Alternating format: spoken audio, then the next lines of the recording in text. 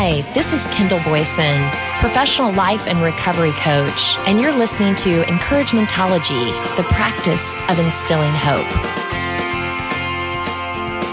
You are listening to Encouragementology, and we are talking about listening to your heart, the only voice that matters. Let me start out by saying there is no hidden agenda here. No one is telling you to defy authority or ignore the ideas and opinions of others. Encouragementology is about the road to self-discovery, healing yourself, and helping others. When you find your place in the world and your voice, you can encourage and make a measurable impact. You have a lot to say and feel and do. Staying in touch with who you are and what's important to you is paramount in leading a satisfying life. Dare I say happy? Yes, you deserve happiness no matter what. Happiness doesn't happen when you put your head in the sand and turn a blind eye. But it does happen when you listen to your heart as a guide. There seems to be an overwhelming need to do something, anything. But the problem that exists seems too big and overwhelming in itself. We're at an impasse, and for many, a standstill. Worry, anger, despair, frustration consume us, and we feel too small and insignificant to do anything. But if you don't do something positive, then that's as good as doing something negative, and the pressure keeps mounting. How do you feel? What's important to you? And what are you afraid of? Don't think about the surface level answer, but really dive deep down. Ultimately, what are you afraid of? Philippe Eisler, a psychologist with almost 30 years of personal and professional experience integrating mindfulness, personal growth, self-realization, psychotherapy, and spiritual practices, wrote, "Follow your heart, not your fear." Most of our stress, anxiety, indecision, and doubt around making any decisions are rooted in fear. We fear unknown outcomes, or we fear negative outcomes that we predict might happen. Fear reactions always serve to disassociate us from our true and integral self in the moment. In his book, The Biology of Belief, Bruce Lipton talks about how a cell is either in defense mode or in growth mode. It can't be in both at the same time. If we are, even just in our thoughts, engaged in fear and trying to defend ourselves from negative outcomes, then the choices we make will be based in trying to protect ourselves from whatever it is we fear. They will not be grounded in hope, confidence, and faith. They will not be conducive to growth and thriving. Think about the heart pumping and getting excitable and making a rash decision very quickly based on something that you fear is against you. Imagine how you make those decisions, where your mind is at that time. It isn't necessarily easy to resist fear and to listen to your heart. I mean, our brains are wired to prioritize safety. This means that the brain will pay attention to fear and let it guide our thinking. You know how your mind can just play tricks on you. It takes practice and perseverance to find a calm center beneath and within the fear. It's the work of mindfulness applied to action. Mindfulness is fundamental as it trains you to detach from the narrative of the fear-based thoughts. But making decisions to act in ways that challenge those fears takes the challenge up a notch. Part of the solution is reminding yourself of what has always happened in the past when you've acted according to those fears. Remember how it turned out? You might find that there is always some kind of dissatisfaction or disappointment, if not outright frustration as a result. It's never really worked out right. Part of the solution is working on reducing those fears. And part of the solution is in feeling the fear and doing it anyway. Pushing through the fear and experiencing the positive outcomes. Can you trust yourself? Trust your heart. When you come to make all your decisions in this heart-centered way, you'll never be disappointed. There is a feeling that comes simply from making a decision this way, based on a felt response in the body, where you physically experience your body saying yes or no, that allows you to detach from expectations about the outcome altogether and to feel good and confident about your decision regardless of the outcome. You will feel good and strong simply because you're making a decision that you know is right for you. Don't let your fears push you to the edge of the cliff to make a rash decision in the moment. Take your time, evaluate the landscape, and then make an educated decision. And that's what we're going to talk about on this show. The outcomes we wish for are not always the outcomes we need or that will be the best for us. The outcomes we wish for are often based on a sense of lack, longing, or insufficiency. In your emotional heart, you may fear, you may want to avoid something, or you may long for something. In your energetic heart, the response will not be based on any sense of fear, avoidance, lack, or insufficiency. It is based on consistent, integral sense of self in relationship to others, to the world, and to life itself. We're talking about really connecting to who you are, to the world, and your place in it. The more you practice decision-making in this way, the more you develop an incredible sense of freedom and the ability to move in this world in a way that is true to yourself and to your life purpose. It helps to cultivate the courageous self-acceptance and the fearless heart described in Buddhist teaching. And when making your decisions become clearer, less stressful, and less conflicted, it makes your relationships with others a lot easier. You let go of people-pleasing, of guilt, of feeling like you have to explain yourself or even compromise yourself and make decisions that aren't right for you. How many times do we take a back seat to what we feel other people want us to do and say? How many times do you want to speak up from your heart, but you just feel like you will be judged and what you have to say isn't worthy? How many times have you silenced yourself out of fear? You may be afraid that if you act according to your heart, you will make people angry. Who wants to make people angry? And that may be exactly what happens. But your great fears of the consequences of people being angry with you never happen. You realize that even if you have to deal with loss, you've regained something for yourself. Relationships become simpler as you feel a sense of wholeness, of integrity. You know you are acting with integrity, and so you feel comfortable affirming your choices. You feel less defensive when people disagree with you. This is a freedom we should all wish for and grant each other. Doesn't that feel freeing? Being able to speak your mind and not worry about the consequences? Now, granted, you don't want to antagonize anyone, but speaking up for yourself and how you feel in that moment is important. We're talking from the heart, not about political matters or social matters, but how you feel about yourself and what's important to you.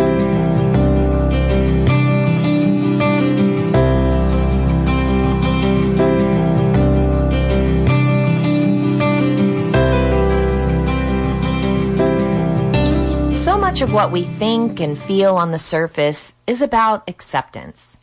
That's completely normal. Everyone wants to be liked and accepted. You might be at a new job trying to fit in, or part of a new family, attending a new school, or settling into a new community. Before you stake your claim and put up your flag, it's normal to sit back and observe the culture to see what's important to everyone else. It's even normal to start adopting the practices and beliefs as a part of belonging. Let's say you move to a rural area where hunting is a normal part of life, or you're adopting a new culture in a different part of the world. It's important to get out of your comfort zone and share, learn, and grow. But when you lose your ability to listen to your heart as a way to please others, it's time to write the course on your journey to self-discovery.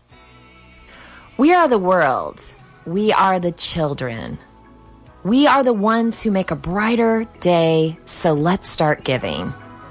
I've been a little obsessed with this song lately. At first, the words came to me and I thought it was important to listen to them as a reminder that we do have the power to make a change. And then watching the video again transported me back to a simpler time in my life. At that moment, it provided some much needed comfort. Send them your heart so they know that someone cares, and their lives will be stronger and free. As God has shown us by turning stone to bread, and so we all must lend a helping hand. We are the world. We are the children. we are the one to make a brighter day, so let's start giving. Oh, there's a choice we're making. We're saving our lives. It's true, we make a better day, just you and me. When you're down and out, there seems no hope at all. But if you just believe, there's nowhere we can fall. But what we're learning to realize, that a change can only come when we stand together as one. We are the children. We are the ones to make a brighter day, so let's start giving.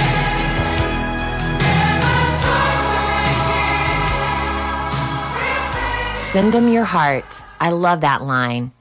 First, we have to get in touch with what our heart is saying to us, and then we need to share it with others. Let's climb to our higher vantage point for a moment. Sometimes it's critical to get an aerial view of the challenges we're facing to find a different perspective. Information and opinion overload is like being blindfolded, spun around, and handed a bat. We can just start hacking away in frustration, and because we feel like it's our only option. You have power. Never forget that. You can lead a march, and you can help the person next to you. The one whose problems might have been overshadowed with the state of the world, but still so very important to them. Reaching out and letting them know you see them, you hear them, can make all the difference. It's important that we don't get lost in the shuffle when our voices can't be heard over the crowds. You are important and you matter. You have an opportunity to listen to your heart and those you encounter, connect, understand, and encourage. How important are words? We've all heard Freud's quote, "Words have a magical power. They can either bring the greatest happiness or the deepest despair." Magic words.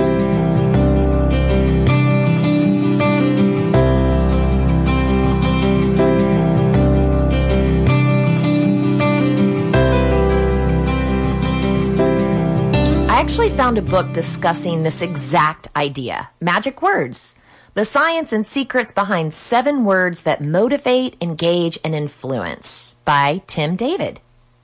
Yes, words have power and meaning.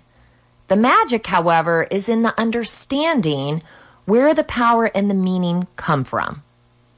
The magic is in understanding how human beings interact with language and how we interact with one another. The magic comes when we use the power of those words on purpose, with love, instead of by accident or worse, with intentional malice.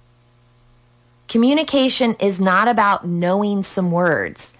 It's about understanding people. Human beings crave acceptance from one another. They want to feel like they belong. They want to know there are people out there who agree with them and accept them. This is why yes is a magic word. Saying yes to someone is a big way to express agreement and acceptance. Human beings also crave individuality. They want to feel unique and valued as a person. This is why someone's name is a magic word. It shows that you are focused on them. Human beings like to imagine what could be. They see what is and think about how they can make it better. That is why if is a magic word. It engages the fun process of the hypothetical. Human beings need to be appreciated. They don't want their efforts to go unrecognized. This is why thanks is a magic word. Saying thanks acknowledges others and shows gratitude. Human beings want to feel needed.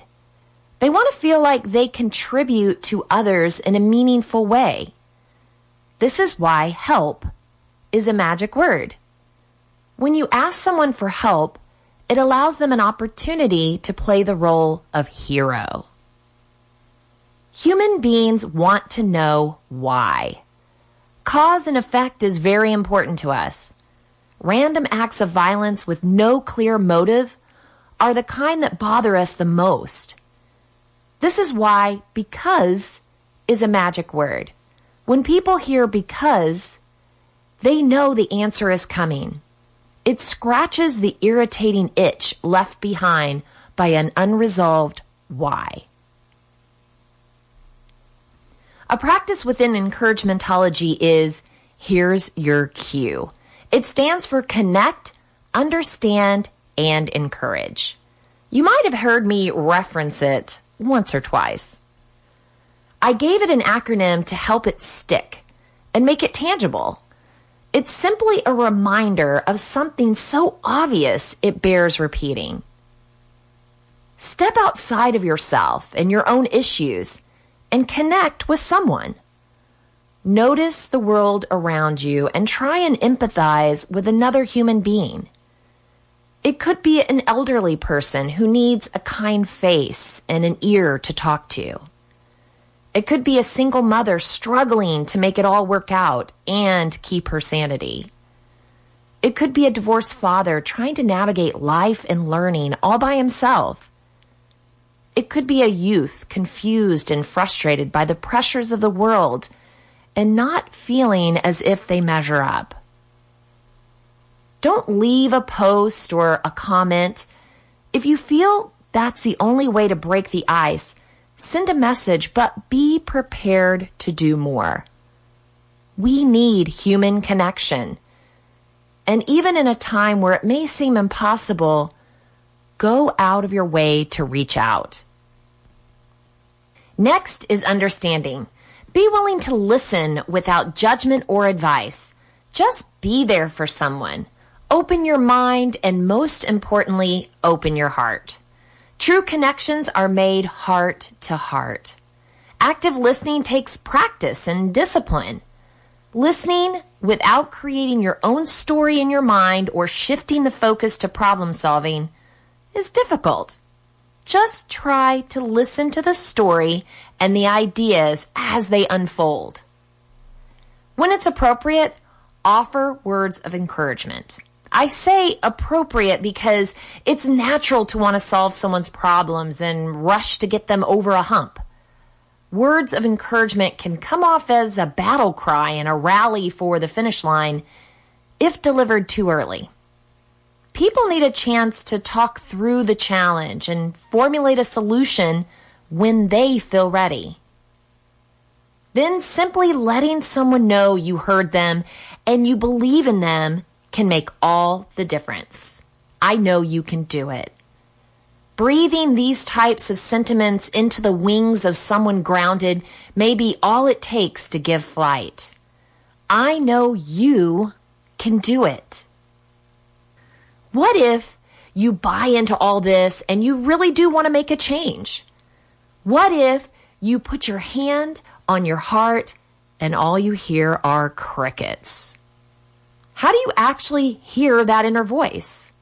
Well, I found this article from Jessica Estrada at wellandgood.com. It's on 7 ways to pump up the volume on your intuition so you can listen to your inner voice. She sat down with Los Angeles-based life coach and breathwork teacher Gwen Dittmar to ask her some tips on how to hear your inner voice. So, number 1, create space for your inner voice to come through. Right? One of the reasons why people aren't hearing their intuition or trusting it or following through on it is because there's no space for it to come in. The solution? More quiet time.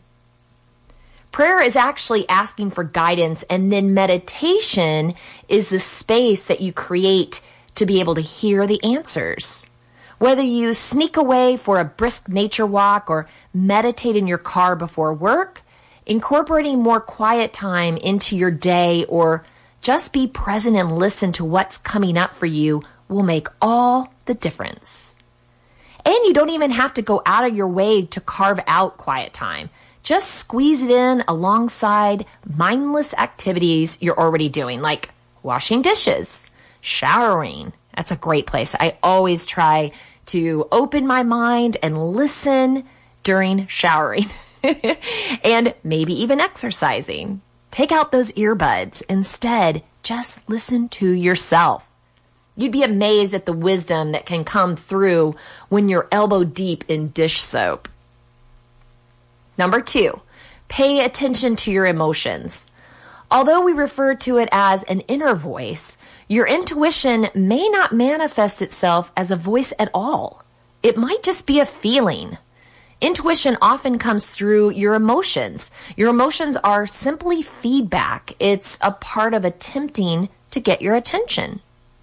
So when emotions bubble up, don't shrug them off. Don't feel guilty for having them. Instead, try to decipher what the emotion is really trying to tell you. You can even have a conversation with the emotion. Also, pay attention to any bodily sensations like digestive issues, a lingering cough, a headache, or fatigue. All of these can also be ways that your inner guidance seems to try to tell you something. Number 3, look for your inner voice patterns. Whether you realize it or not, your inner voice has a pattern. It will usually speak to you in similar ways so that you can learn to tune into it. It's about cultivating a new relationship with your intuitive voice. Similar to any other relationship, you have to get to know it. You have to understand how it sounds and the things that it says. Push out the negative self-talk. Learn the difference between the two. To strengthen your intuitive muscle, a simple exercise you can do, it involves taking a look back at your life and collecting some intuition data, if you will. Notice how your intuition has popped up for you in the past by remembering a time where you felt pulled to do something for no logical reason. Maybe you had an inner knowing that you shouldn't attend a party and later found out that some drama went down. Or maybe you had a gut feeling to not work with a certain person and you didn't listen to it, and it turned out to be a big headache. Make a note of how it felt to receive that intuitive hit and whether or not you followed through. And if you did, what was the outcome? Your notes are literal proof of how intelligent and all-knowing your inner voice can be. For some people, it's really helpful to see the data right there in front of them to believe their intuition. Number 4, set the intuition to tune in to your inner voice. Learning how to listen to your inner voice can be as simple as setting the intuition every day to tap into it. It's like you plant a seed in the garden and, you'll start to see it grow naturally. The willingness to listen to it, it's sometimes all you need to awaken this awareness of your inner voice. Don't let your mind take over. That's number 5. Many of us are so conditioned to go straight to our heads when we're looking for answers. In our minds, it makes more sense to make a decision or choose our life path from a logical perspective instead of going with our gut or what feels right. The problem is, there are so many voices swirling around, which makes it difficult to know which one is actually our intuition. Your mind, your fear, and your intuition are all battling for your attention.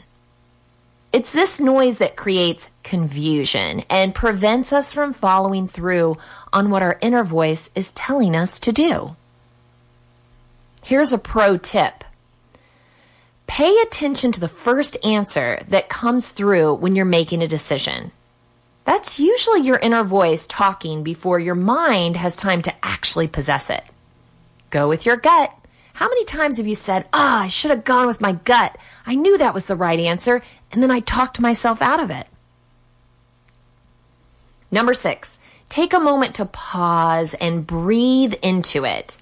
If you need to make a decision in the moment but can't figure out what to do, Dittmar suggests going and doing an easy breathwork exercise. You simply breathe in through your nose for 4 counts, hold for 7 counts, and then exhale out of your mouth for 8 counts.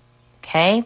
So that's breathing through your nose for 4, holding for 7, and exhaling through your mouth for 8. You can take 3 of these breaths and just sit in that space. It brings some clarity and washes out the cobwebs and the fog of your mind. When you exhale out of your mouth, it connects you to your heart and to your lower chakras. That's really where you want to connect to when you're in a state of confusion, not the mind. You can also use your hands to help you connect even deeper. Just put your left hand on your stomach and your right hand on your heart. The left side is the feminine side, so it allows you to connect to your gut and your intuition. Your right hand is associated with logic and the mind. So when you bring the right hand to your heart, it connects you to the truth.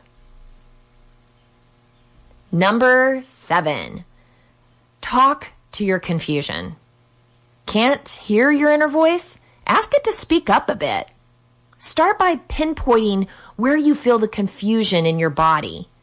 This helps separate yourself from that feeling. Maybe it's tension in your shoulders or pressure in your head. This starts to create the space between your higher self and the confusion. The confusion is not who you are. It's just where you are. Imagine you're talking to your confusion as if it were a person right in front of you, and you ask it, essentially, what's up? Listen to what it tells you. The response might be that you're too tired to go to the event, or you don't feel like the decision supports your highest evolution. By giving yourself the time and space to just have the conversation, you're giving your inner voice more power. In short, it's like building a muscle. Learning how to listen to your intuition takes work. The rewards are going to be huge.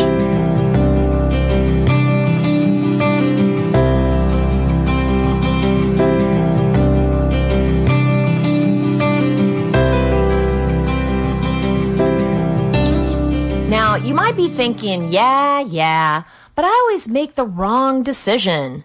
Nothing ever works out in my favor. I'm always on the losing end. Blanket statements using generalizations mean you miss the details. The ones that spell out the time you won, the time you hit the nail on the head, when the forces of nature had you in their current and life was going your way. It's easy to overlook the good when the bad hits so hard. But take a moment right now. Close your eyes. Put that hand back on your heart and take in a deep breath. Hold it. Now slowly let it out. As you exhale, let all the negative and pent-up frustration leave your body. Push out all the questions left unanswered and all the wrongs that can't be made right. Drain your body of anger and despair. Now, sit quietly with this empty feeling. This peaceful, easy feeling.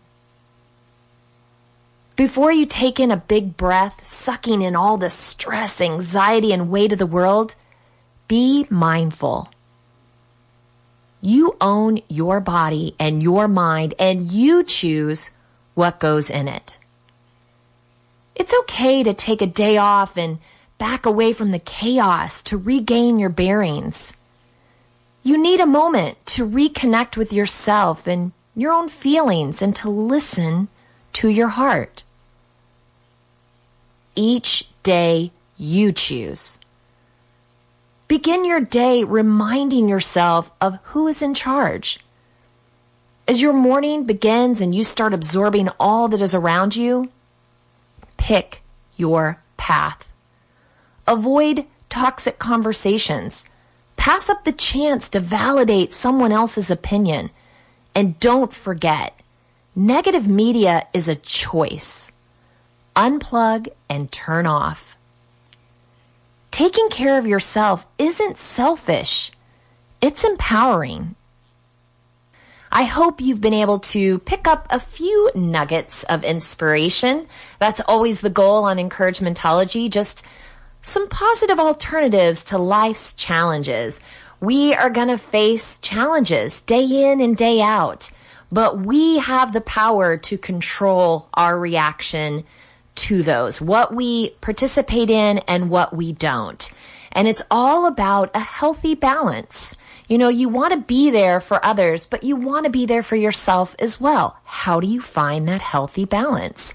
You want to push for your goals, but you want to have time for your family and yourself. How do you find a healthy balance?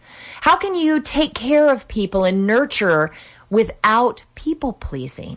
It's all a healthy balance. And I hope on this show, you're able to dig into some things you hadn't thought about before. Maybe look at it from a different perspective. It's always my goal to get to a higher vantage point so we can really look down. You know, I always use this analogy, but it makes so much sense to me. When you're just hacking through the jungle with your machete and you're not being strategic, you can go all over the place. And some of that is normal. You know, some of those trials and tribulations, hitting the wall, turning around, hitting another wall, is just part of life. But if we can take a moment, look at everything that we've been through, gather some data based on that, and use it in our toolbox for moving forward on our journey, then we're all the better for it.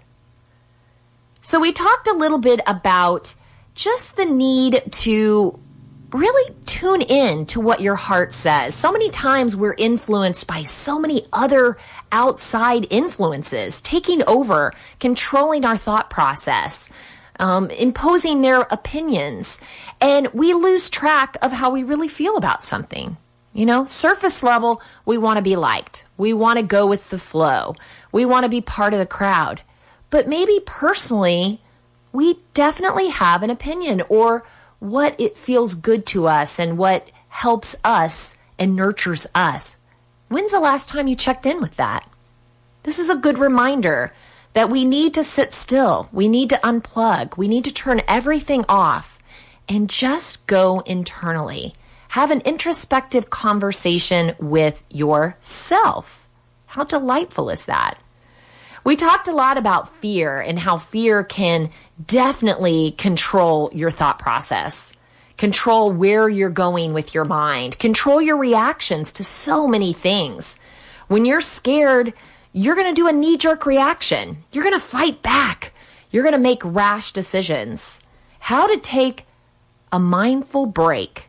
Just step back, look at everything, and listen to yourself, coming at it from a different angle.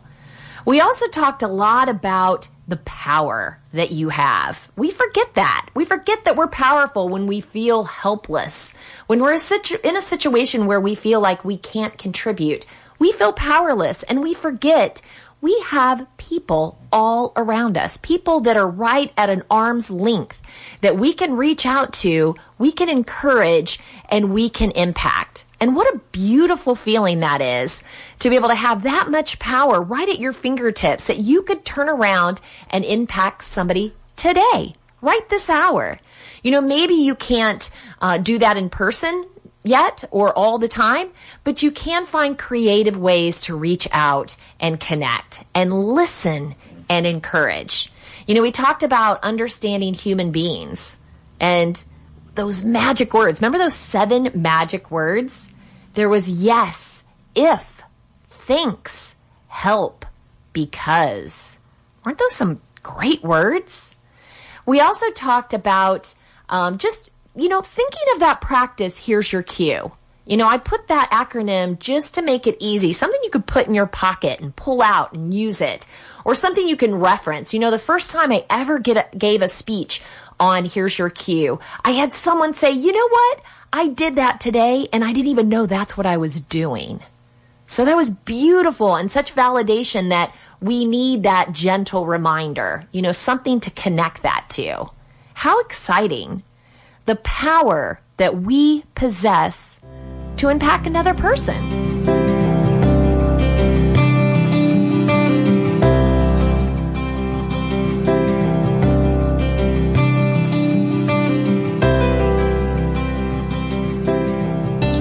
If you want to share Encouragementology with a friend who needs to know they are not alone in this journey of self-discovery, you can visit Encouragementology.com or anywhere you stream your content to receive this episode and all others.